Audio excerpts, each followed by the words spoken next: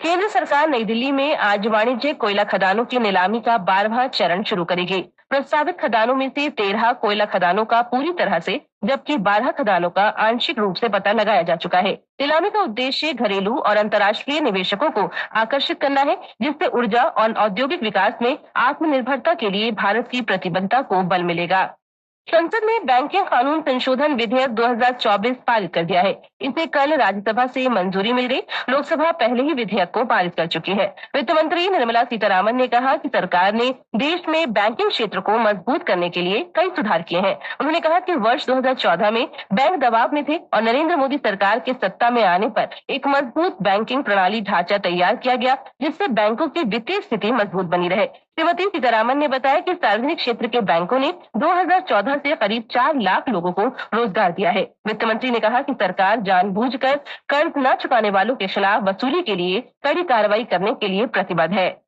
लोकसभा ने त्रिभुवन सहकारी विश्वविद्यालय विधेयक 2025 पारित कर दिया है। विधेयक में ग्रामीण प्रबंधन संस्थान आणंद को एक विश्वविद्यालय के रूप में स्थापित करने का प्रावधान है। इसे त्रिभुवन सहकारी विश्वविद्यालय के रूप में जाना जाएगा और इसे राष्ट्रीय महत्व का संस्थान घोषित किया जाएगा। सहकारिता मंत्री अमित शाह ने कहा कि विधेयक ग्रामीण अर्थव्यवस्था को सशक्त बनाएगा और स्वरोजगार तथा छोटे उद्यमियों के विकास में सहायक होगा। साथ ही इसके माध्यम से सहकारी क्षेत्र में नवाचार तथा अनुसंधान और विकास को प्रोत्साहन मिलेगा।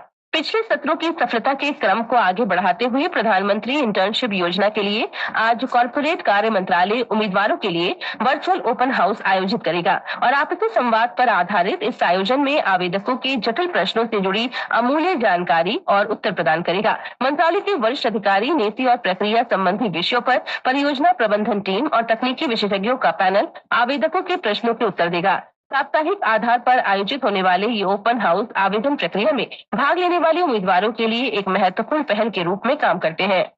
राष्ट्रीय महिला आयोग ने कहा है कि एक नई पहल के रूप में देश के हर जिले में विवाह पूर्व परामर्श केंद्र स्थापित किया जाएगा। कल पटना में संवाददाताओं से बातचीत में महिला आयोग की अध्यक्ष विजया राहटकर ने कहा कि इस वर्ष अंतर्राष्ट्रीय महिला दिवस पर आयोग ने इस नई पहल की शुरुआत की है। उन्होंने कहा कि 11 राज्यों में अब तक इस तरह के 23 केंद्र खोले जा चुके हैं। श्रीमती राहटकर ने कहा कि ये विवाह पूर्व परामर्श केंद्र विवाह करने वाले जोड़ों की मदद करेंगे।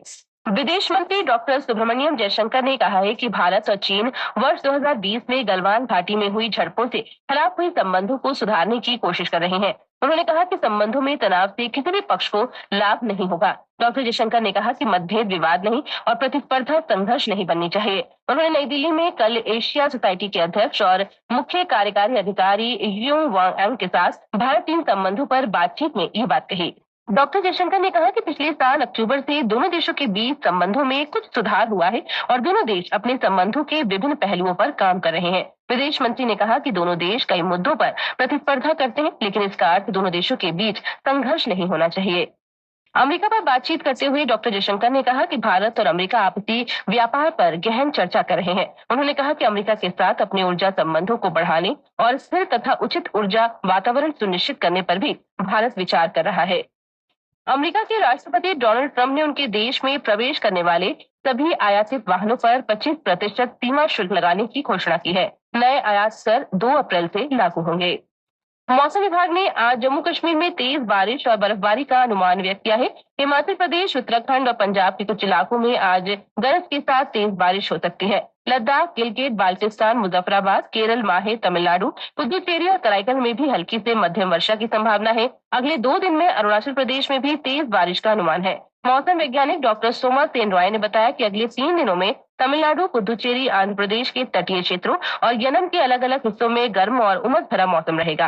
अगले 2 दिनों में देश के उत्तर पश्चिमी हिस्सों के मैदानी इलाकों में अधिकतम तापमान में धीरे धीरे 2 से 3 डिग्री सेल्सियस की बढ़ोतरी का अनुमान व्यक्त किया है। इसके बाद 3 से 5 डिग्री सेल्सियस की गिरावट हो सकती है। वहीं शनिवार और रविवार को ओडिशा में लू की आशंका है। Indian premiere league T20 cricket में आज सनराइजर्स हैदराबाद का मुकाबला हैदराबाद में लखनऊ सुपर जायंट्स से होगा। मैच शाम 7:30 बजे शुरू होगा। दिल्ली हाईकोर्ट के जज यशवंत वर्मा मामले की खबर सभी अखबारों की सुर्खी बनी है। जनसत्ता लिखता है, जलते नोट सुलगते सवाल, उपायुक्त के नेतृत्व में पुलिस दल ने जज वर्मा की आवाज पर की जांच। सेना को मिलेंगी अत्याधुनिक तोप। रक्षा मंत्रालय ने 6,900 करोड़ रुपए के सौदे के लिए किया भारत फोन और टाटा एडवांस के साथ करार, राष्ट्रीय सहारा की सुर्खी है। दैनिक जागरण ने श्रीनगर में ट्यूलिप गार्डन की मनमोहक तस्वीर प्रकाशित की है। पत्र लिखता है, एशिया का सबसे बड़ा ट्यूलिप गार्डन खुला।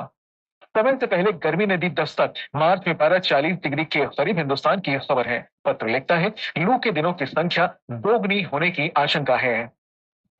चार धाम में अब यूट्यूबर्स और रील बनाने वालों की नो एंट्री रहेगी। पैसे देकर वीआईपी दर्शन भी नहीं कर सकेंगे। दैनिक भास्कर की खबर है। हिंदी के साथ क्षेत्रीय भाषाओं में भी मजबूत हुई है रंगमंच की पकड़। मराठी, बंगाली और गुजराती भाषाओं में बढ़ रहे हैं रंगमंच के दर्शक। ये खबर अमर उजाला की सुर्खी बनी है।